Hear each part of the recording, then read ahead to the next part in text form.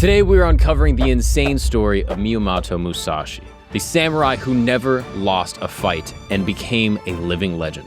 And today we're going through his entire journey as an orphan child just living in Japan to becoming the greatest samurai of all time. From his wild teenage years to moving to Kyoto, to the battle that almost broke him, to eventually defeating the Yoshiaka brothers and becoming the man we know today. But here's the biggest question. Was Musashi just a psycho killer that was trying to fight everyone that he came across, or was there something deeper? Was he a philosopher that used his sword to find the meaning of life? So, sit back, relax, and welcome to History Camp.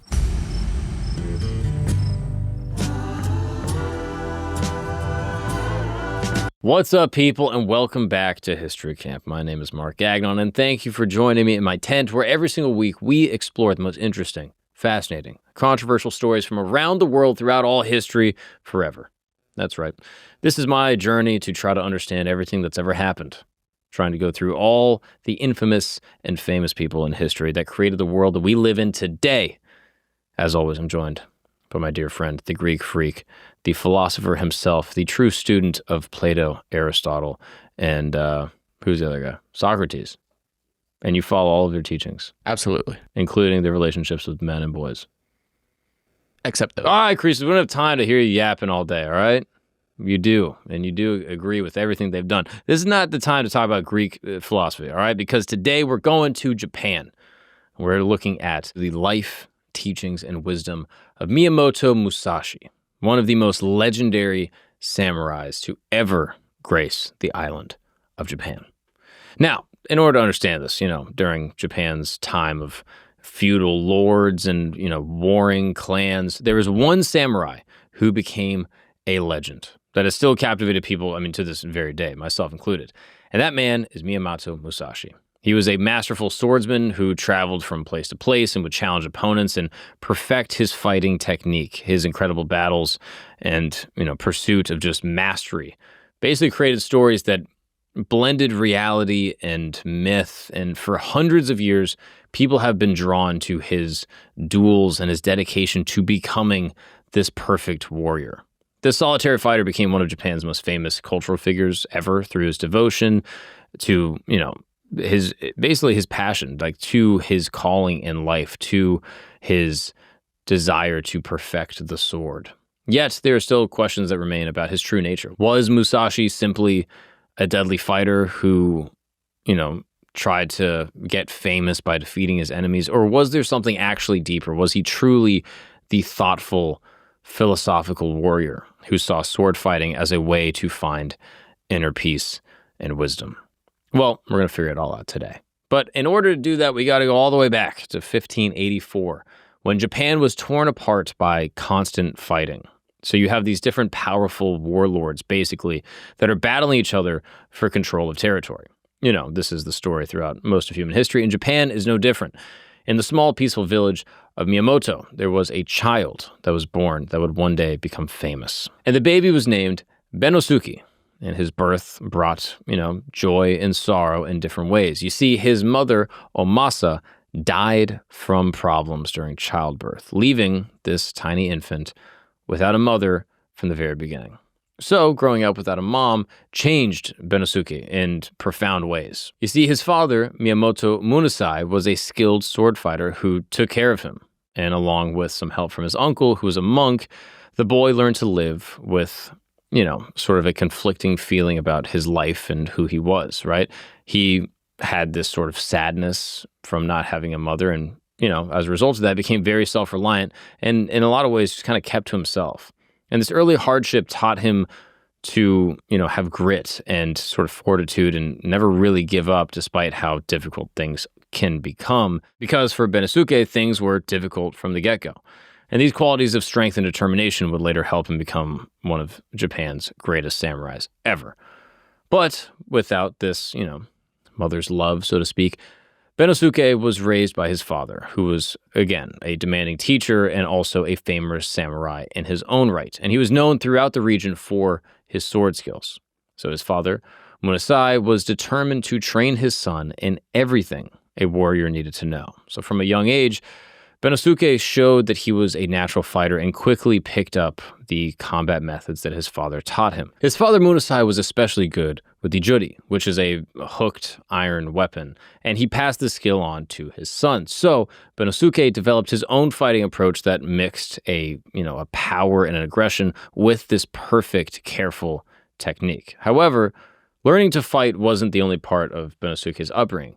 You see, his uncle Doran, who was also a Buddhist monk, constantly tried to teach him about kindness and self-control and understanding who you are and knowing thyself better. But Benosuke was a stubborn child who didn't always like to listen. His relationship with his father was complicated, right? He respected Munasai, but also wanted to rebel against him like a lot of young men do. Always wanting to learn more and gain respect, Benosuke began to challenge his father's methods and actually tried to create his own way of fighting instead of just following the old traditions. So Munasai believed in doing things the traditional way and saw his son's bold ideas as, disrespectful, basically. And the two would argue, and more frequently they would get into these fights, and eventually these fights got worse because Munasai was a bit of a drinker. Eventually, the father and son became so distant that they could barely even talk to each other. They couldn't even be in the same room at certain points. And feeling like nobody understood him and desperate to prove what he could do, Benosuke made the difficult choice to leave home and start on his own journey. He even changed his name to Takezo as a way to show his independence and his sort of life mission of becoming this respected samurai through his own efforts. When Benosuke chose the name Takezo, it meant he was basically starting his life over. He was leaving behind the old life and everything his family had taught him, hoping to build something great and new for himself. And now, free from, these old rules and these traditions, this young fighter was, more or less ready to just take on whatever the world wanted to throw at him. And he had literally his own weapon and this sort of unshakable will to just make it. Whether that meant he was going to be the greatest or die trying, he didn't care. So Benosuke, now Takezo, began living in the wilderness, almost like an animal. He had no place to go. He knew no one else. And as a result of that, he became kind of aggressive and angry, and whenever he crossed paths with other young warriors, these meetings typically turned into fights. Driven by this intense need to prove that he was better than everyone, Takezo threw himself into battle after battle, using each fight as a chance to improve his abilities and try to get better. His strength and his courage were obvious to anyone that was unfortunate enough to confront him, and every time he won a duel, he would feel more and more confident about himself. And this success fed into his ego and to his pride and made him even more determined to become the greatest samurai ever. So by the time Takezo turned 13, his desire to become famous was already burning inside of him. Word spread that Arima Kahai, a well-known samurai who was an expert in a specific traditional Shinto Ryu fighting style, was traveling across Japan looking for people to fight. He was challenging other swordsmen to duels as a way to kind of build up his own reputation and test his own skills in combat. Knowing his son wasn't ready for such a dangerous fight, Munasai forbade Takezo from even accepting this challenge at all, but Takezo, driven by this teenage recklessness and this pride, ignored his family's orders and signed up for this duel anyway. And when people heard about this, they were kind of shocked, and they couldn't believe that such a young person would dare face this experienced warrior like Arima. So when Arima Kahai found out that this 13-year-old had accepted his challenge, he went to go speak with the boy's uncle, the Buddhist monk, and he told this monk that when the time came, Takezo should simply show up and say sorry in front of everyone for acting, so bold and so foolishly. And the monk agreed to talk to the boy, but warned Arima that Takezo wasn't like other kids. He had this wild spirit like an animal, and people even said that he would practice fighting with mountain spirits. Like, he was unlike any other fighter the people in the town knew. So on the day of the duel, crowds gathered in the town to watch what seemed like an impossible fight, an illegal fight. No one knew what was going to happen. Arima appeared wearing this impressive black robe and carried his katana with him, and Takezo showed up in plain clothes with only a wooden practice sword. and he looked small and helpless compared to this like seasoned samurai, right? It was literally like David and Goliath. It was like a giant fighting a child. But Takezo didn't come to apologize. He wanted to fight. And the battle began with Arima attacking him, trying to end things quickly since he couldn't afford to like lose to a kid. However, Takezo was fast and he was smart and he was dodging these attacks and using his speed and his size to his advantage. And he fought with a surprising intensity and determination. Takezo launched his own attack, catching Kihei completely off guard. And this experienced samurai hadn't expected so much aggression fighting someone so young and quickly found himself having a difficult time defending. Takezo managed to knock the weapon from Kihei's hand and delivered a blow to the head. The duel ended with Arima Kihei dying from the head injury, giving this future Musashi his first victory in a fight to the death. This victory made Takezo and his already, inflated ego even larger. This duel changed his life forever. Beating this skilled and experienced swordman boosted his confidence in a way that he never could have even anticipated and basically started him on the road to becoming the legend we know today. However, even though Takezo was proving himself as a fighter, he was still, sort of possessed by this wild, uncontrolled spirit. And unless he could learn how to control his anger and his emotions, he would never actually reach the true greatness. So after this win and this victory against this, skilled samurai, word about Takezo spread throughout the region, and people knew that he was a gifted fighter. But they also learned about his bad attitude and his arrogance, which created enemies everywhere he went. Takezo was both, proud, but also quick to anger and hot-headed, and he refused to walk away from any challenge. He saw every fight as, a chance to get better, but also an attack on his identity or his ego. And he wanted to prove to everyone that he was better than them, earning respect by intimidating people with, his strength and his aggression. And the streets and open areas around Kyushu became places where Takezo would fight spontaneous duels whenever his anger flared up. Until one day, his luck ran out and he was caught. You see, his captors brought him to Taekwondo Soho, a respected Zen Buddhist monk who promised he could basically control this young warrior's energy and a lot of his aggression. And this monk tied Takezo up with ropes and suspended him from a tree branch. And Takezo screamed and he cursed at the monk and he hurled insults and everything that he could think of. He was so pissed off, but Takuan was calm and unaffected by any of these attacks. And basically, Takezo, this young warrior, hung on this tree branch by these ropes just helplessly, just completely tied up. And there was nothing he could do. And he was powerless, but he was more importantly embarrassed. And this quiet forest made the isolation even worse and basically forced him to face the dark parts of his personality. And for several days, he remained tied to that tree while Takuan came to visit him occasionally, not to set him free, but to challenge him with questions and lessons. He would basically walk up to him and just be like, "What's up?" And Takezo was pissed off. He'd be like, "What the f*** do you want?" He'd go, literally, he would say this: "Real strength doesn't just come from physical power, but from mental discipline. A sword is a mighty weapon, but it can be used to help people or hurt them. A genuine samurai seeks balance and peace, not chaos and violence."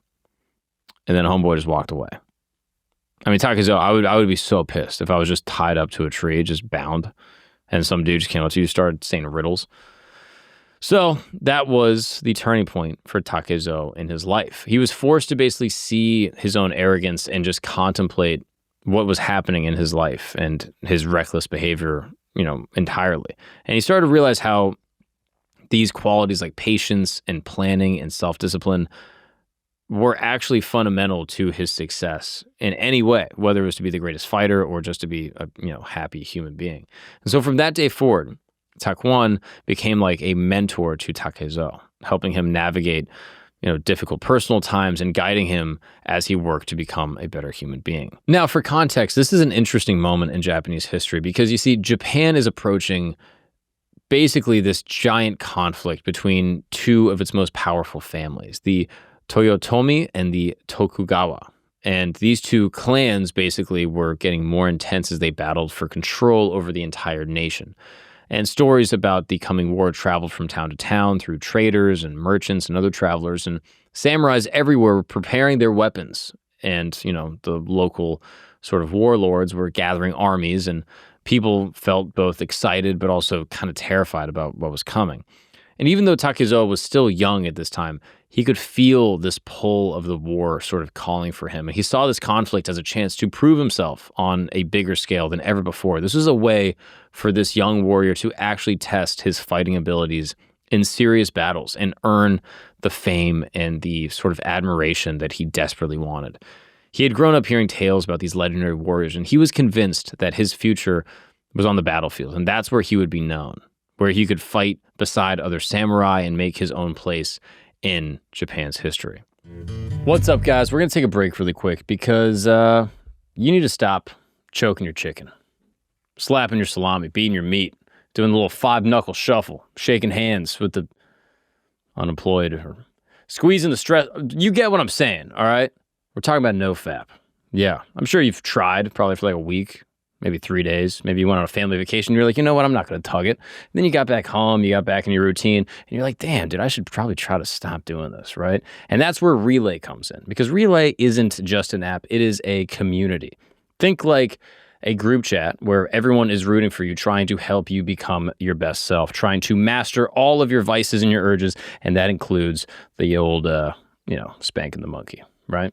So whether it's, specifically your proclivity for seeing that sweet stuff on your screen, or it's, booze, weed, whatever, Relay is a place where people actually have your back. So if you are looking to continue on your journey, not using willpower, but using community, download the Relay app today. The best way to do it is go to Join Relay. That is joinrelay.app/camp. That is joinrelay.app/camp, and use the code GAGNON for a 7-day free trial. I'm telling you, this is the best way to find a like-minded group of people who will help you become the best version of you. Now let's get back to the show. And so for this young and eager Takezo, the approaching war wasn't just something dangerous or something to be afraid of, but it was this opportunity to actually get the recognition that he wanted.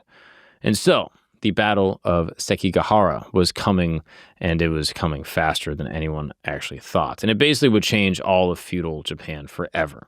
So this is roughly in the year 1600, and the country was split between these two families, and the Toyotomi clan was led by Hideyori, the son of the great leader Hideyoshi, who had united Japan before his death. Fighting against them was Tokugawa Ieyasu. This was the, sort of like a clever, kind of power-hungry lord who wanted to take over Japan and rule it for himself.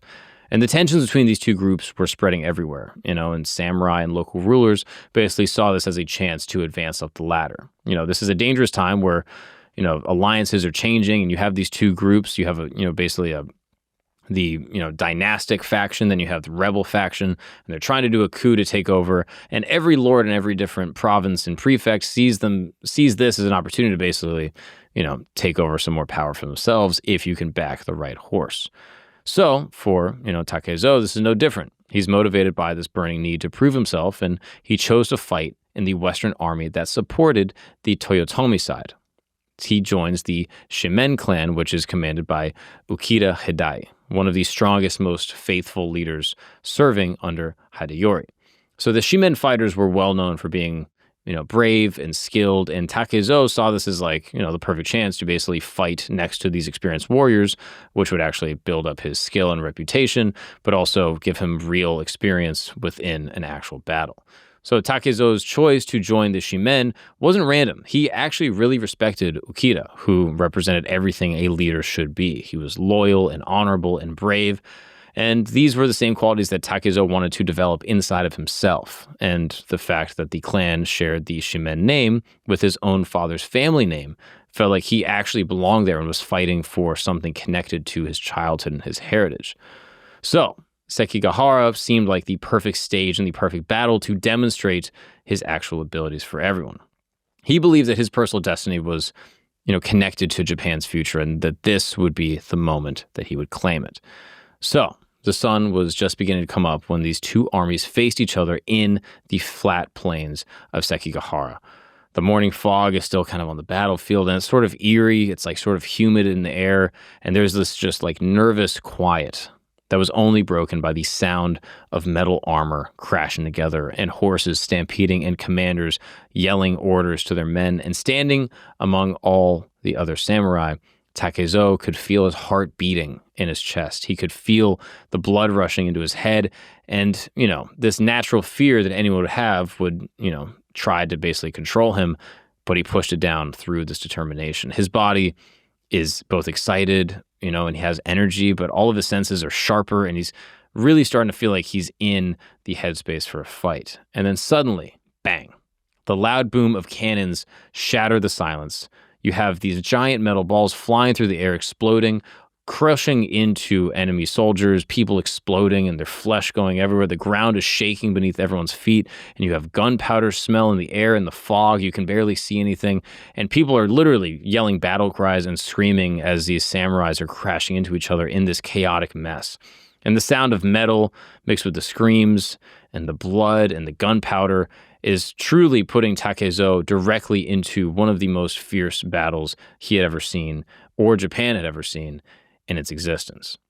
He moved quickly and smoothly and was basically trying to, avoid enemy attacks while striking enemies without them seeing. And he kind of saw the fight like a dance, and he was using all the skills that he had learned through the years of training to navigate the madness. Now, although the official historical battle records don't give specific details about what Takezo did on that day, there are surviving stories that tell of a young samurai who fought with incredible intensity. People said that his sword was ruthless, and he cut down enemies as easily as wind blows dry leaves from a tree. Some even whispered that he had the supernatural strength of Tengu, which is a legendary mountain creature known for, its supernatural abilities. One story, quietly shared by men who lived through the battle, described how Takezo faced a group of enemy samurai all by himself while protecting his own soldiers who were retreating. He moved as fast as lightning. His sword was slicing through armor and bodies like he was a surgeon. The story claimed that he killed 7 opponents before getting wounded in the arm. And even though he was hurt, Takezo continued to fight, driven by his loyalty to his clan and his own determination to stay alive and become the legend he always wanted to be. This fighting in this particular battle goes on for hours. I mean, it's just like an immense, atrocious display of just death and violence, but the outcome in some ways had already been decided. You see, Ieyasu's sneaky deals and clever planning ahead had actually weakened the Western army, and it kind of made them outnumbered and outmaneuvered, and the Western army was almost certain to lose. You see, the beautiful plains of Sekigahara were now covered in dead bodies. This was just a ton of carnage, and the broken and discouraged Western army was giving up to the Tokugawa forces, and they were hurt and they were exhausted, and Takezo found himself caught in the middle of basically soldiers running away in every direction in panic. And the defeat is, painful, right? It's like a hit to the pride of not only you, but also all your other soldiers. And despite how bravely and courageously you fought, it's now basically impossible to win. And not knowing what would happen next felt even worse than losing the battle itself. The Tokugawa had captured his leader, Ukita Hidai, and nobody knew what would happen to him or the Shimen clan. And Takezo was now completely alone, a samurai without a leader or a purpose, basically now wandering through a country that has, now serves a different leader. And losing this battle was harsh. The Shimen clan was disbanded, and they lost all their land and all their status, and they basically lived in exile. Ukita Hidai became a Buddhist monk later and watched all of his military achievements just disappear. Wounded by the battle and the destruction of the clan, Takezo now faced this question. Who does he be loyal to now, right? He survived this battle. He didn't get imprisoned, but now he's just kind of living in exile, and he has no real place to go. Should he stay faithful to the Toyotomi, whose cause is now basically crushed, or should he accept the Tokugawa, who are now Japan's new leaders? His emotions were kind of torn between staying loyal to the past, but also needing to survive in this changing world. Hidai, the leader he had respected, was completely different from Tokugawa Ieyasu, this sort of cold-hearted, rebel winner. Losing at Sekigahara and seeing the Shimen clan basically fall apart taught Takezu that loyalty could be fragile in a world where people cared more about power and backstabbing than like actual honor or principles. And he realized that he needed to create his own path and figure out what he actually believed in for himself, and decided his own future in a Japan torn apart by this war.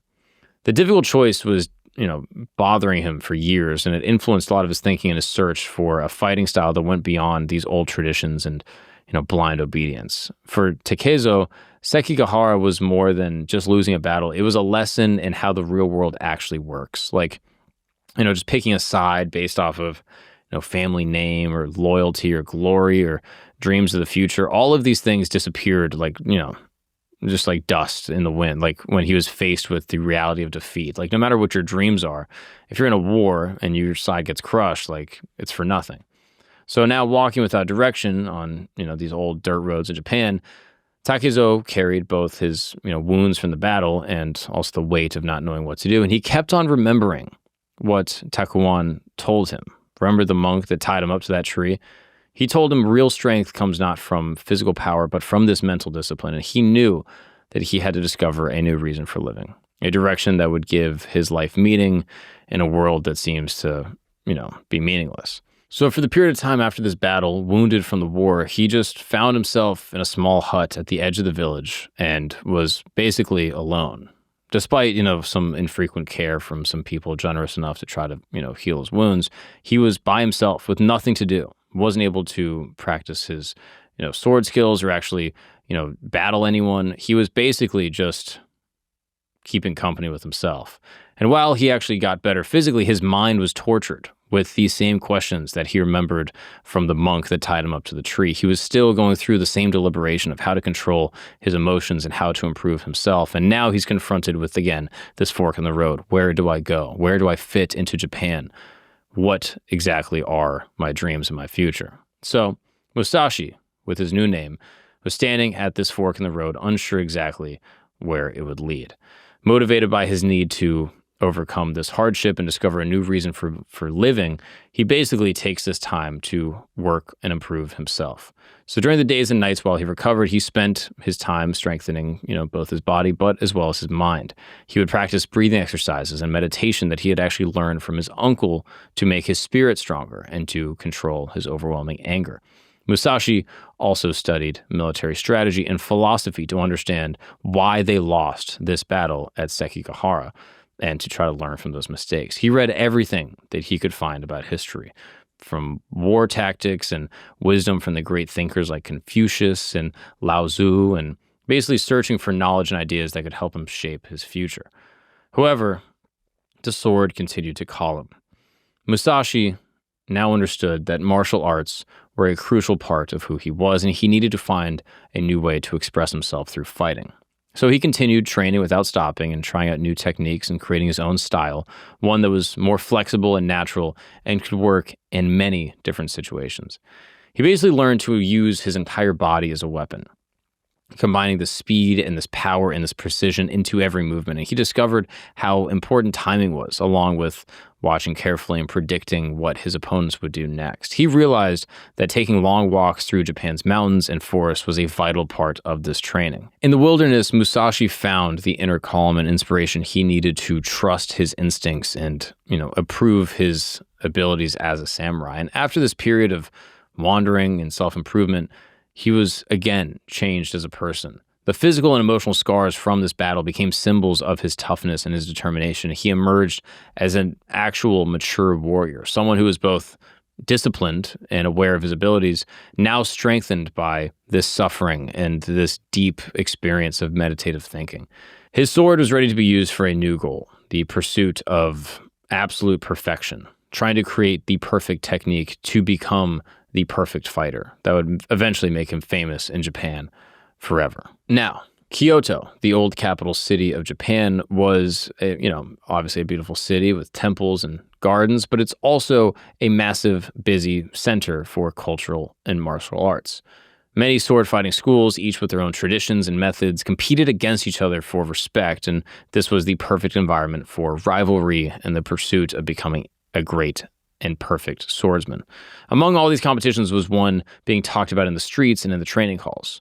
Miyamoto Musashi, the 21-year-old traveling samurai, had just arrived in the capital, excited to fight the best swordsman, not only to improve his own skill, but again to build his reputation. His main goal was the Yoshiaka school, one of Kyoto's most respected and powerful schools, run by Master Yoshiaka Seijuro. Seijuro was a swordsman famous for his perfect technique and, his reputation for never having been beaten. And he came from a long family line of teachers who were well known for his staring meditation practice, which made his focus and his awareness incredibly sharp. You see, Musashi didn't want to get into the school. He wanted to destroy the school's leader. You see, Seijuro was the ideal opponent for Musashi because he didn't want to just, defeat him in battle to, show how powerful and how great of a fighter he was. He also wanted to destroy and overcome the tradition and the historical importance that, this school represented. He thought if he could beat this guy that was, undefeated, but also the symbol of the old style of fighting, that he could ultimately make a name for himself. So being proud and bold, Musashi wrote a letter to Seijuro challenging him to a public duel so they could test their skills against each other. Basically the ultimate old school versus new school battle. Seijuro accepted the challenge and they chose to meet in a field near Rendai Temple outside of Kyoto. On the agreed day, Seijuro arrived at the fighting location dressed perfectly and accompanied by his students. He radiated this authority and this confidence that came from years and years of training and knowing how skilled he truly was. However, Musashi was very late for the duel, forcing Seijuro to actually wait for him. And feeling impatient and angry, Musashi finally showed up carrying his wooden sword and wearing plain, sort of kind of inappropriate clothes that weren't suitable for such an important battle. Musashi quickly looked around at the area and studied how his opponent was acting. He realized that Seijuro's anger would actually be his best advantage since he had arrived late on purpose just to frustrate his opponent. When the fight finally started, the furious Seijuro threw down his wooden practice sword and pulled out a real katana. He wanted to kill the disrespectful wandering samurai. Seijuro attacked with insane power, but Musashi, moving with grace, dodged the strike. He had expected Seijuro's reaction and planned to use his opponent's anger against him. With one accurate and powerful hit, Musashi struck Seijuro's left shoulder. The impact from this wooden sword was devastating. It caused this sharp, numbing pain into the samurai's arm. He's shocked and he's embarrassed. He collapses onto the ground, unable to continue fighting. The amazed crowd watched as this great master, Yoshiaka, who was defeated by this traveling young samurai who was using just a simple sword. If Musashi had used a real blade, Seijuro would have certainly been killed. Crushed by his defeat and unable to use his arm properly, Seijuro left the Yoshiaka school and went to live in a Buddhist monastery, searching for a new meaning in his life through solitude and spiritual practice. The time of the great Yoshiaka Seijuro had come to an end, and news of Musashi's victory spread all throughout Kyoto and established his reputation as this amazing duelist and swordsman. However, the anger of the Yoshiaka brothers, who wanted revenge, would soon lead this wandering samurai into new and even more dangerous battles that would test his abilities forever. You see, when Musashi defeated Seijuro, the leader of the Yoshiaka school, the news spread throughout Kyoto, and the clan was deeply embarrassed. You see, these, samurai schools and these fighting schools are dynastic, and, the family that represents them is all staking their reputation in the school. So when the master fell, the man who had, represented everything that the school stood for, the Yoshiaka family of samurais was furious, and they needed to get revenge. You see, Seijuro's brother, Yoshiaka Denshichiro, was a swordsman who was virtually just as talented as his brother and was famous for, both being strong and fast. And he took over leadership of the school and was determined to restore their lost reputation and defend his family. Denshichiro was an intimidating person with, this fierce personality that would scare people. And his weapon of choice was called the Nodachai, which was this long and heavy sword that could swing with insane speed and really overpower his opponents. And the word of Denshichiro's challenge reached Musashi. This, traveling samurai understood that this fight would be more dangerous than his battle with his brother because not only was Denshichiro, a skilled warrior, This was revenge itself in human form. This guy was going to avenge his brother no matter what, and this was going to actually be a greater battle than the one that preceded it. They planned to meet in a location near the capital. This was an open area surrounded by some trees, and the crowd that gathered to watch this event was even bigger than the one before, since Musashi's reputation had grown quickly and everyone wanted to see what would happen when these two talented and determined samurais actually fought each other. Musashi had previously used the strategy of arriving late to make, his opponents angry and kind of mess with their head, but he decided to try something different. He knew that Denshichiro would be hungry for revenge and excited to fight, so this time, Musashi showed up early. He hid among the pine trees, keeping an eye on the field, and waited for Denshichiro to appear. When Denshichiro arrived, he looked like he was ready to explode. His, sword was reflecting the light, and his face was just full of rage and hatred. And he shouted at Musashi, "Are you hiding? Are you hiding like a coward? Come out and face me." So Musashi steps out from the shadows, looking even more calm and relaxed than he had in his previous fight, and he kind of smiles and he just looks at him and he just says, "I was just enjoying the beauty of this forest, waiting for the perfect moment to start our fight."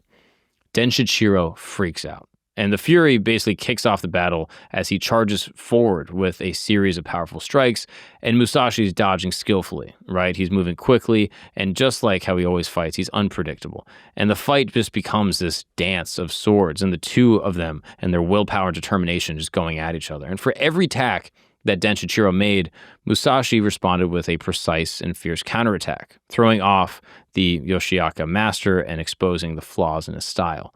Using his instincts and understanding of the mental side of combat, Musashi took advantage of Denshichiro's anger, which became more and more uncontrolled as his frustration increased over time.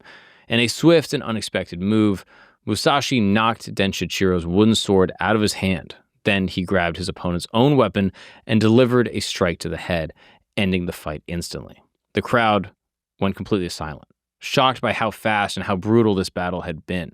The proud Yoshiaka master Denshichiro collapsed in defeat, and his dreams of revenge were gone. Denshichiro's loss marked the final end of the Yoshiaka clan, and their school, which had one time been feared and respected all across Japan, was now completely ruined by this young traveling samurai who had proven himself to be more skilled, smarter, and more emotionally controlled than any of their masters. But the Yoshiaka clan was not done. The anger of this clan, sparked by losing both their leaders, Seijuro and Denshichiro, grew into an even broader and more overwhelming desire for rage. And so they came together, all the extended family, promising to eliminate this samurai who had dared to challenge their traditions. When word spread that Musashi had agreed to fight the entire clan, the news raced through Kyoto. I mean, everyone wanted to see what would happen, that the entire clan, extended families, cousins from one family was going to battle a single samurai. It was unlike anything anyone had ever seen before. The location they picked for the battle was beside a pine tree at Ichijoji Temple. This was a holy and calm place that it seemed like a strange spot to choose for such a vicious and desperate fight. But Musashi understood that he was about to face the biggest challenge yet, maybe that any samurai had ever seen. The Yoshiaka clan wouldn't be satisfied with a normal one-on-one duel. They were planning an all-out attack using every weapon and fighter and anyone that they had. And he had heard stories about, what the clan was planning, and he, knew that an incredible number of enemies would be waiting for him. However, his determination was stronger. After learning important lessons in his earlier fights, he quickly created his own fighting method based on, being faster than them, trusting his instincts, and basically adjusting to whatever the situation had. And this made him really hard to predict and obviously a very deadly opponent. So the day arrives. On the day of the battle, Musashi went to the meeting place feeling calm and peaceful. He had gotten ready for the fight not just by training his body, but mostly through preparing his mind through meditation to clear his thoughts and connect with the core of his fighting skills. And when he reached the spot, the morning sun lit up the crowd of approaching samurai, all carrying swords and spears and arrows, basically ready to attack this one lone warrior. And according to the story, the scene is unbelievable. This massive group of fierce fighters united in this desire for revenge, and they moved on Musashi. But Musashi wasn't intimidated by their numbers or their anger. He had one goal: to prove that he was the best and establish himself as the greatest swordsman that Japan had ever seen. So the battle starts, just with a whirlwind of swords and metal and everyone just basically swinging on each other. And using his fast and unpredictable movements, he avoids the Yoshiaka clan attacks and takes advantage of these opportunities that the chaotic landscape had actually given him. So he moved quickly, and his sword was, gleaming in the light as he's just slicing through the air. And he's hitting these strong, quick strikes and uses the confusion of these fighters for his own benefit. So with each enemy that Musashi defeated, he became more confident, and he never wavered. He had learned from the battle at Sekigahara and had changed himself and was now a totally different samurai. His sword was moving in just perfect harmony and just rhythmically, and he was just able to slice through all of his opponents. And the fight, according to the legend, was violent and savage. Musashi kept going without stopping once, and his resolve never weakened at any point. He struck down the new leader of the clan, young Mateshichiro, who had been chosen as the new leader as his brothers had been either exiled or died. Musashi delivered a killing blow, ending the battle completely. And this was the ultimate defeat of the Yoshiaka clan, and it was devastating. Their school, which was, this symbol of tradition, was destroyed by one samurai, not only killing the first leader, but the second leader, and then the entire clan. Exhausted after defeating so many enemies, Musashi was asked how he managed to beat so many opponents, and he answered, "Life is littered with obstacles and challenges. One cannot face them all at once. Just like in life, I focused on facing one enemy at a time to achieve victory." And that, ladies and gentlemen, is the life and story of Miyamoto Musashi. Truly one of the most fascinating legendary figures in Japanese history. If you don't know much about him, he did write a fascinating book known as Five Rings. This is one of the most legendary, meditative warrior battle books ever. And it's not actually that long. It's worth a read to get an idea of, the internal philosophy of one of Japan's most legendary fighters. Now, I'm sure you're wondering, is the story real? Doesn't matter if it's real. Doesn't matter because it's real in the hearts of those who believe, like me. That's all that matters at the end of the day, right? So this was, a brief little interlude into the history of Musashi and his life and how he became the greatest fighter ever. But if you want more of the philosophical background of how he actually approaches battles and training and meditation, the book is absolutely fascinating. Not that long. Again, it's you could think of it as Sun Tzu, Art of War, that kind of vibe. It's great and definitely worth a read. I liked it more than Art of War. But anyway, Christos, you ever heard of this guy? Haven't heard of this guy, but we have had an episode on the main channel with a Japanese expert who explained the Code of the Samurai. So if people are interested in this, I'd direct them to that episode. That is a great point. That is a fabulous point. We will drop that in the description. And this, ladies and gentlemen, has been another episode of History Camp. Thank you guys so much for joining me this week. We do these episodes every single week. You can check them out on this channel. Hit the subscribe. It helps us out a lot. Drop a comment. Was there anything that I missed? Anything that I went over too quickly? Anything that was just wrong? Please drop a comment. I read all of them on YouTube and Spotify. And I'm also on the road. You can check me out, Mark Gagnon Live. Come see me do stand-up comedy. I'm going to be all over the U.S. in 2026, and I can't wait to see you guys there. There's also merch. Anyway, thank you guys so much for joining us for another episode of History Camp, and I will see you in the future to talk about the past. So long. See you then.